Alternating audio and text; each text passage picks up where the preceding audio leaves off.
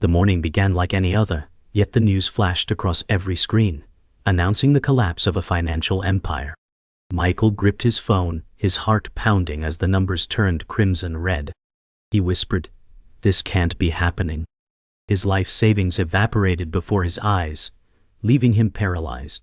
The room seemed smaller, suffocating, as the weight of uncertainty pressed on his chest. Outside, the city roared with chaos, traders shouting in panic, the streets echoing with fear. His trusted partner had promised security, but betrayal hung in the air like smoke.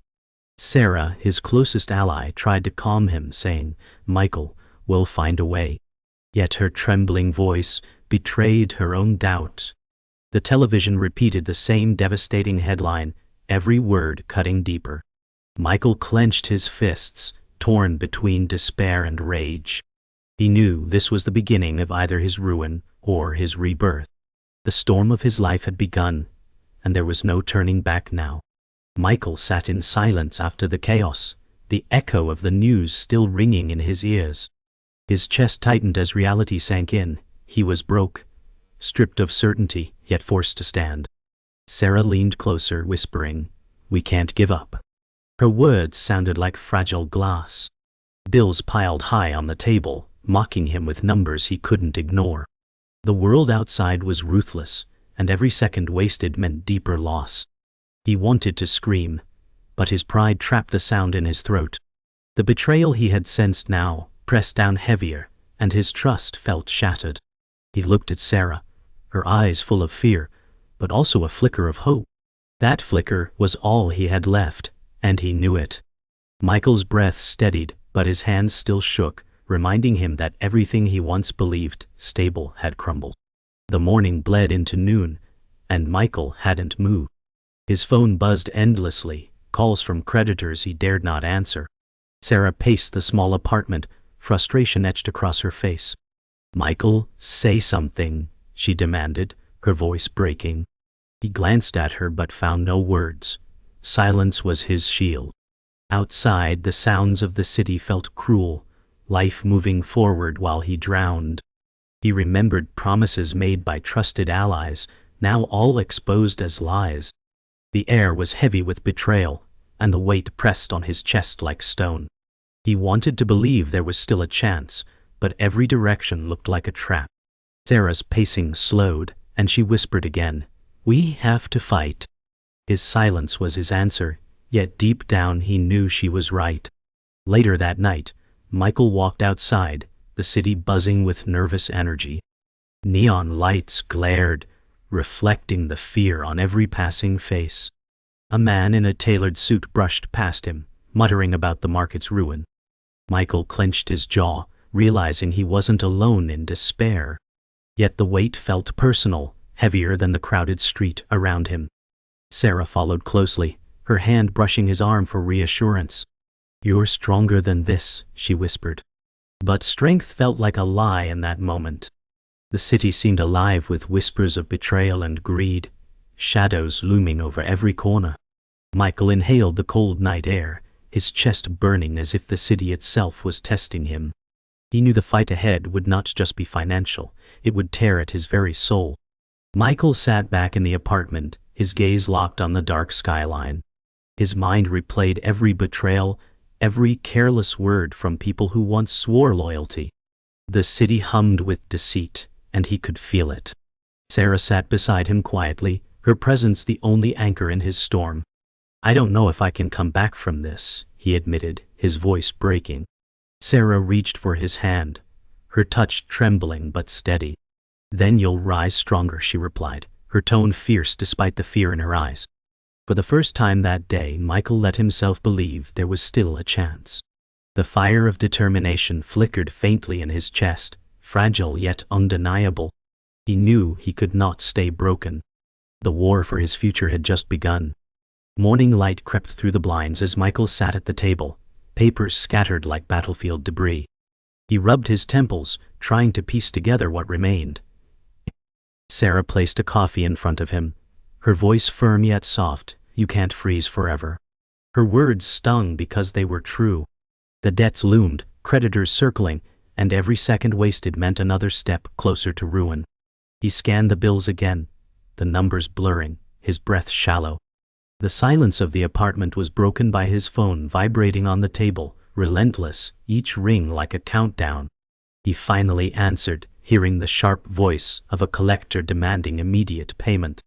His throat tightened, and he muttered promises he couldn't keep. Hanging up, he slammed the phone down, the sound echoing like a gunshot. Sarah reached across the table, her hand steady. "Michael, you're not out yet," she whispered. That tiny flicker of hope pierced the heavy air. The day dragged on, but Michael forced himself outside, walking through streets that buzzed with nervous tension. He entered a small office where creditors waited like wolves. The room was sterile, fluorescent lights glaring down on polished desks. A man in a sharp suit leaned back, his smirk filled with contempt. "You owe us, and patience is running thin," the man said coldly. Michael clenched his jaw, feeling Sarah's eyes on him from the doorway. He wanted to argue, but the truth sat heavy. He had nothing to offer. His hands shook as he signed a temporary extension, knowing it was only a bandage on a fatal wound. The man leaned closer, whispering with venom, "Next time, there won't be an extension." Michael's stomach twisted, his pride shredded. As he left, Sarah whispered, "We'll find another way," her words meant to soothe, though she too looked shaken. That night, the apartment felt colder than usual. Michael sat staring at the ceiling, his mind replaying the meeting like a cruel loop. Sarah stood by the window, arms folded, eyes scanning the city as if answers lay in its lights. "You trusted the wrong people," she said bitterly, her voice trembling with frustration. Michael turned to her, anger flashing before fading into exhaustion. "I didn't see it coming," he whispered, shame pulling at each word. His memory cut to conversations with a former partner, promises of stability now revealed as lies. Betrayal burned deeper than the financial loss. Sarah's reflection in the glass looked pale, almost fragile, yet her resolve was unbroken. She turned, meeting his eyes. "Then you learn, and you fight," she said. Her words sank in, firm and undeniable. The night outside pressed close, but inside a fragile determination began to take root. The next morning, Michael met an older man in a quiet cafe tucked in a side street. The aroma of coffee mingled with the low murmur of voices. The man, Richard, once a financial guru now weathered by failure, sipped slowly before speaking. "The system isn't built for you to win," Richard said, his eyes sharp despite his tired frame. Michael listened, soaking in each word as if they were warnings carved from experience. Richard leaned forward, lowering his voice. "You'll need to be ruthless if you want to survive." Michael frowned, conflict tightening his chest. Sarah, sitting nearby, caught his glance, her expression wary of the cynicism laced in Richard's tone. The man's stories were filled with greed, broken promises and ruin, but also hidden lessons buried in scars. Michael left the cafe unsettled, torn between wisdom and corruption. By evening, Michael returned home, the weight of Richard's words pressing hard. The apartment felt suffocating, stacks of bills like silent enemies waiting to strike. Sarah sat beside him, her hands folded tightly in her lap. "What did he tell you?" she asked softly. Michael's face was etched with doubt. "He said survival means becoming like them," he replied, his voice low.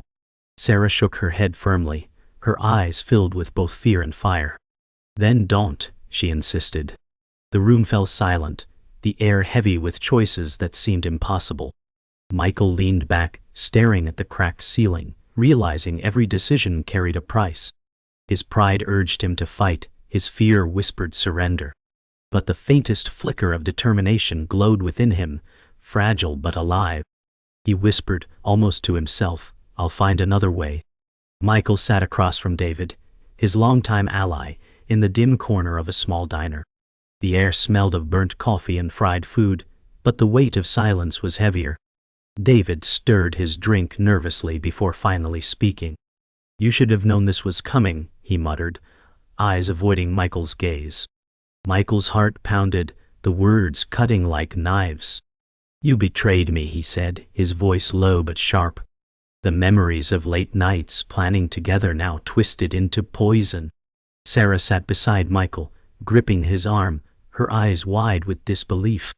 David shifted uncomfortably, his guilt showing through every gesture. "I had no choice," he whispered, but the excuse only deepened the wound. Michael leaned forward, his jaw tight, his entire body vibrating with anger. The betrayal was no longer suspicion, it was fact, and it shattered what little trust he had left. The city skyline glowed under storm clouds as Michael walked alone, his thoughts spiraling. Every betrayal he had endured now bled together into a single wound. He replayed David's words, each one heavier than the last. Passing by towering glass buildings, he saw his reflection fractured in the windows, a man who no longer trusted anyone. Sarah followed at a distance, her face pale, her concern evident, though she knew he needed space. In his chest burned rage mixed with desperation, a cocktail that threatened to consume him. He whispered to himself, "If they want war, I'll give them war." The city lights flickered like signals of danger, and the rain began to fall, streaking his reflection with fractured clarity. Every drop felt like a reminder of how fragile his world had become. The next day, Michael confronted Richard again, his patience worn thin. The cafe that once felt safe now carried a sense of danger. Richard looked up slowly, his eyes heavy with knowledge. "You think betrayal is rare?" "Richard," said voice low and cold. "It's the currency of this world." Michael slammed his fist on the table, startling nearby patrons. "I've had enough lies," he growled. Richard leaned back, unflinching, his smirk haunting. "Then maybe you'll finally learn what survival costs." Sarah placed a hand on Michael's shoulder, whispering, "Don't let him drag you down." Michael's chest heaved with anger, torn between walking away and demanding answers. The air was thick, every sound muffled under the tension. Richard's calm demeanor contrasted sharply with Michael's fury, their battle of wills playing out in silence between each word. Later that evening, Michael received an anonymous message slipped under his apartment door. The envelope was thin, the handwriting jagged, and inside was a single sheet, exposing hidden transactions from his former partner. His pulse raced as he read, the numbers confirming what he feared. Sarah hovered behind him, whispering, "Who would send this?" The paper trembled in his hand, the ink blurring as his eyes filled with rage. He realized the betrayal wasn't just personal, it was calculated, designed to destroy him. A shadow of hope flickered, though. Someone wanted him to know the truth. "A whistleblower," Michael muttered, piecing the puzzle together. The apartment felt charged, every detail sharper, every sound amplified. For the first time in days, anger mixed with clarity, and Michael felt a path forming through the chaos. That night Michael stood on the balcony, the city stretched endlessly before him. The whistleblower's note burned in his pocket, a secret that both haunted and empowered him. Sarah joined him quietly, the cool wind pulling her hair across her face. "This isn't over," Michael said, his voice steady for the first time in days. Sarah nodded, her eyes reflecting both fear and belief. Below them, the streets pulsed with restless energy, a reminder that the world moved on regardless of his battles. Michael gripped the railing, his knuckles white, his mind racing with plans. Betrayal had broken him, but it also gave him clarity. He whispered again, almost to himself, "They tried to bury me, but they don't know I'm still alive." The night swallowed his words, but determination lingered like fire in his chest. Michael sat alone at the cluttered desk, staring at the whistleblower's documents spread across the surface. Each number, each hidden transaction screamed of the betrayal that had nearly destroyed him. The hum of the city outside was faint, muffled by the heavy silence of the room. He leaned forward, heart pounding as he traced the details, realizing there were gaps he had overlooked before. Sarah entered quietly, carrying fresh coffee, her voice gentle but steady. "What are you seeing?" she asked. Michael lifted his head, eyes sharp for the first time in weeks. "A path," he replied, his tone hardened with determination. The paper in his hand was more than proof of betrayal, it was a weapon. He leaned back, inhaling deeply, feeling both the crushing weight and the flicker of opportunity. For the first time since the collapse, his despair shifted into focus. Later that morning, Michael met Richard again in the cafe, determined to push past the man's cynicism. Richard stirred his drink lazily, his weary eyes betraying years of regret. Michael placed the documents on the table with a sharp tap, forcing Richard's gaze. "You know what this means," Michael said firmly. Richard scanned the pages, his smirk fading into grim recognition. "This isn't just betrayal. It's a play for control," he muttered, leaning back in his chair. The cafe's warm light flickered across their tense faces. Sarah, sitting quietly at the edge of the table, studied Richard closely, sensing the old man's unease. Michael's chest rose and fell with controlled anger, knowing Richard's knowledge could change everything. Richard finally sighed, his tone low. "If you move forward, you'll be stepping into a war most don't survive." Michael's reply was steady, "Then, let it be war." That night, Sarah reviewed the documents with Michael in their apartment, her eyes scanning every line. "They buried this for a reason," she whispered, her finger tracing over hidden accounts. Michael nodded, his mind racing with possibilities. The room felt alive with energy, their focus turning despair into action. The television played faintly in the background, muted but showing endless reports of the market in turmoil. Sarah leaned closer, whispering fiercely, "This is how we fight back." Michael's chest tightened, not from fear, but from the gravity of the opportunity. He looked at Sarah, seeing the fire in her eyes, and realized her strength mirrored his own rising resolve.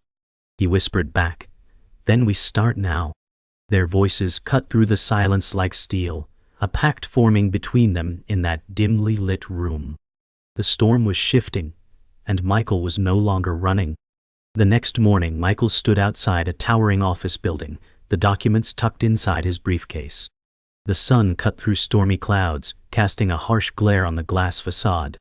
Sarah stood beside him, her posture firm though her hands clenched tightly. "Are you ready for this?" she asked quietly. Michael adjusted his tie, his jaw set. "I don't have a choice," he replied. Inside, the lobby buzzed with men and women in expensive suits, their hurried steps echoing on marble floors. Michael felt small but resolute as he entered, every detail of the building reminding him of the power he was about to confront. Sarah's steady presence at his side anchored him. For the first time, he wasn't walking in as a victim, he was stepping forward as a challenger. The walls themselves seemed to hum with anticipation of the storm he was bringing. Inside the office, Michael faced a group of polished executives seated around a long glass table. Their expressions ranged from annoyance to amusement as he placed the documents before them. Sarah stood near the doorway, her eyes locked on him, silently willing strength into his veins. "These numbers prove everything," Michael declared, his voice steady despite the pounding in his chest. One executive leaned forward, eyes narrowing as he studied the papers. Another laughed softly, dismissing him with a wave. Michael clenched his fists but didn't falter. "You can try to bury me again," he continued, "but I'll keep digging until the truth breaks through." The room's silence grew heavy, their power meeting his defiance head-on. Sarah's eyes glistened with pride as she realized Michael had crossed a line he could never return from. He was no longer the man crushed by betrayal. He was the man prepared to fight. Michael sat across from Victor, a wealthy investor whose charm masked sharp calculation. The office was lavish, polished wood and towering shelves filled with books no one read. Victor leaned back, smiling. "I like risk, Michael, but only when I hold the reins." Michael's stomach tightened, but he forced himself to meet the man's gaze. Sarah sat beside him, her hands folded, watching carefully. The promise of capital hung in the air like a poisoned gift. Michael felt the weight of desperation, yet he also sensed the trap. "I'm offering you my vision," Michael said, his voice steady. Victor chuckled softly, swirling his glass. "Vision is nothing without control," he replied coldly. Michael exhaled, realizing this man could either open the door to survival or slam it shut forever. Sarah whispered, "Be careful," and Michael knew every word spoken here might change their fate. The deal's outline lay on the desk, Victor's pen tapping against it rhythmically. Michael stared at the contract, the words swimming before him. Control, ownership, percentages, all designed to corner him. You sign, and you survive, Victor said smoothly. Sarah's eyes narrowed as she studied the clauses, shaking her head subtly. Michael's pulse raced, his pride screaming at him not to surrender, yet his fear whispering otherwise. What if I refuse? He asked. Victor's smile didn't falter. Then you sink, came the icy reply. The silence grew heavy, broken only by the tapping pen. Sarah leaned closer, her voice barely audible. Don't give away everything, she urged. Michael inhaled sharply, realizing the cost of desperation. His jaw tightened as he pushed the paper slightly back. If we move forward, it's on my terms, he said, his words calm but burning with defiance. Victor's eyes darkened, his smirk fading as he studied Michael's refusal. For a brief moment, the mask slipped, revealing the ruthless power beneath. Careful, boy, he said, voice low, dangerous. Michael swallowed hard but didn't break his stare. Sarah's hand brushed his arm, steadying him. The atmosphere thickened, silence stretching like a drawn bowstring. Finally, Victor leaned forward, signing his own name on the page, but altering terms with a single sharp stroke. This is the best you'll ever get, he growled. Michael felt a mix of relief and dread.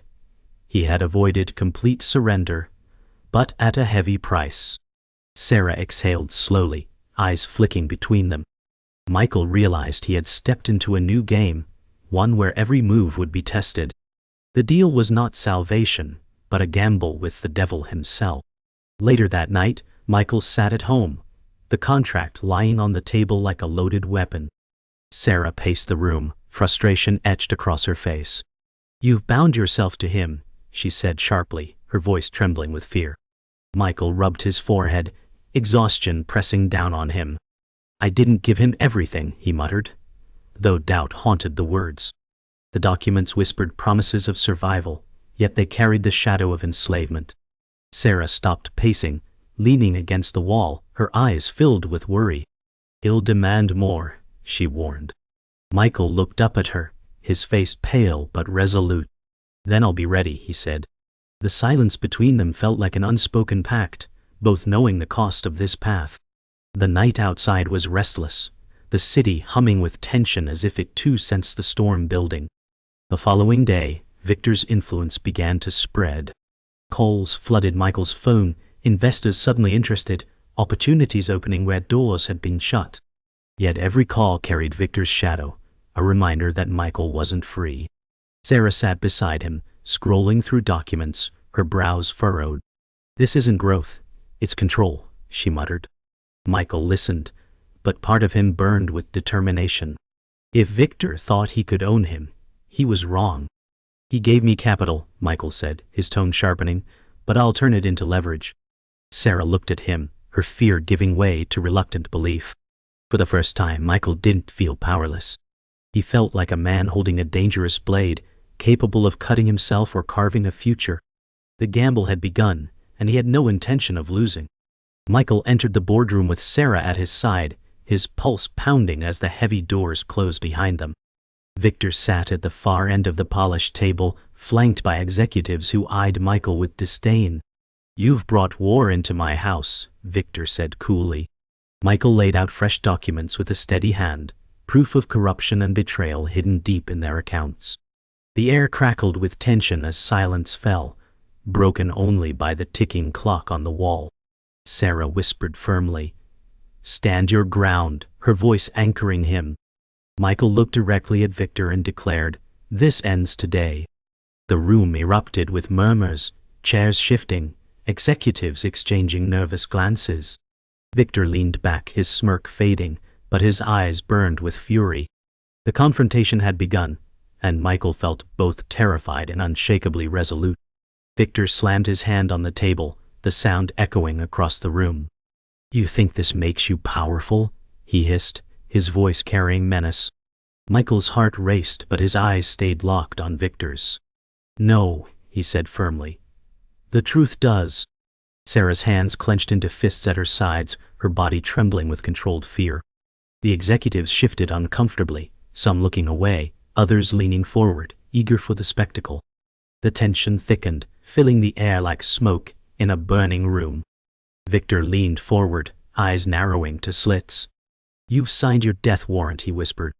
Michael exhaled, the weight of his decision pressing hard, yet his resolve sharper than ever. "Then I'll face it head on," he said, his voice steady. Sarah's eyes shimmered with pride, knowing Michael had crossed into uncharted territory, ready for the ultimate gamble. The confrontation escalated, voices clashing like steel. Victor's allies argued loudly, dismissing Michael as a desperate man grasping at illusions. Michael's voice cut through the chaos, firm and unwavering. "Your empire was built on lies, and now the truth will burn it down," he declared. Sarah gripped his arm, steadying him, her eyes fierce with loyalty. Victor's face twisted with rage, veins visible on his forehead. "You'll regret this," he growled, his tone dripping with venom. Michael took a step closer, his presence commanding, his body trembling but his spirit unbroken. The room fell quiet as tension reached its peak, every eye locked on him. He had thrown his gauntlet down, daring Victor to strike back. For the first time, Michael felt not like prey, but like a man reclaiming his power, even if it cost him everything. Victor rose from his seat, his towering figure casting shadows across the room. He circled the table slowly, his shoes echoing ominously on the polished floor. Michael stood tall, refusing to move, his fists tightening at his sides. "You don't know the game you've entered," Victor muttered, his voice low, dangerous. Sarah stepped slightly in front of Michael, her eyes blazing with courage. "Then teach us," she said firmly. Victor stopped, inches from Michael, their eyes locked in silent battle. The entire boardroom held its breath, the tension suffocating. Michael's chest heaved, but his gaze never wavered. "I won't be broken again," he whispered, his tone carrying the weight of everything he had endured. Victor sneered, but a flicker of uncertainty crossed his face, the first crack in his iron facade. The balance of power was shifting. The boardroom erupted again, but this time, the power dynamic shifted. A few executives leaned toward Michael's documents, their eyes widening as they realized the truth. Murmurs spread quickly, suspicion now aimed at Victor. Sarah's lips curved into the faintest smile, hope breaking through the storm. Victor's face darkened, his grip on the room slipping. Michael raised his voice above the noise. "You built your fortune on lies," he said, his words cutting sharp. "Now it all collapses." The silence that followed was deafening. Victor stared at him with pure hatred, but the room no longer belonged to him. Michael exhaled, feeling the weight lift, though he knew the fight wasn't finished. He had won this battle, but the war stretched ahead. Still, for the first time, victory didn't feel impossible. It felt within reach. The boardroom emptied slowly, leaving only silence and the weight of what had unfolded. Michael stood still, his chest rising and falling as the echoes of confrontation faded. Sarah touched his arm gently, her whisper steady. "You did it." He exhaled, the pressure that had crushed him for years now loosening its grip. The war wasn't over, but victory no longer felt distant. The truth had shifted the balance, and for the first time, Michael felt free of the chains of betrayal. That night, Michael sat by the window of the apartment, the city skyline glowing under the stars. Sarah joined him with 2 glasses of wine, her eyes soft but proud. "You've changed," she whispered. Michael nodded slowly, staring at the lights below. "I had to," he said. The memory of ruin still haunted him, but the man who had once drowned in despair was gone. In his place stood someone hardened, yet still human. The night air felt like the first true breath in years.